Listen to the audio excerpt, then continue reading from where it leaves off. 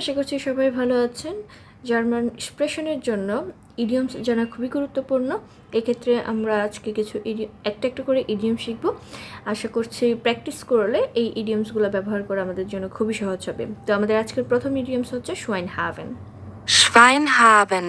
Schweinhaven হচ্ছে to get lucky. তার মানে হচ্ছে আমার সাথে কখনো যদি লাক কাজ করে, ইনক্রেডিবল কোনো কিছু ঘটে যায় অবিশ্বাস্য, তখন আমরা বলতে পারি যে আমি আজকে অনেক লাকি।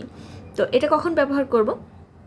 নর্মালি এটার অর্থ হচ্ছে Schweinhaven হচ্ছে টু হ্যাভ এ পিক, মানে একটা পিক আছে। জার্মানিরা পিক সিম্বলকে হচ্ছে লাক হিসেবে ব্যবহার করে। তো আপনার সাথে যখন কোনো কিছু ইনক্রেডিবল ঘটনা ঘটে যাবে, অবিশ্বাস্য ঘটনা ঘটে যাবে, তখন আপনি এটা ব্যবহার করতে পারেন। তো এটা একটা এক্সাম্পল আমি এখানে আছে। Heute habe ich Schwein gehabt. Ich habe 50 € auf dem Boden gefunden.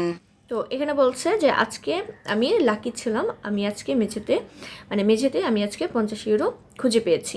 তো আপনি আপনার লাক প্রেফারের ক্ষেত্রে এই ইডিয়মটা ব্যবহার করতে পারেন এবং আপনি যে লাকি সেটা এক্সপ্রেস করতে পারেন। তো সবাই ভালো থাকবেন। আল্লাহ হাফেজ।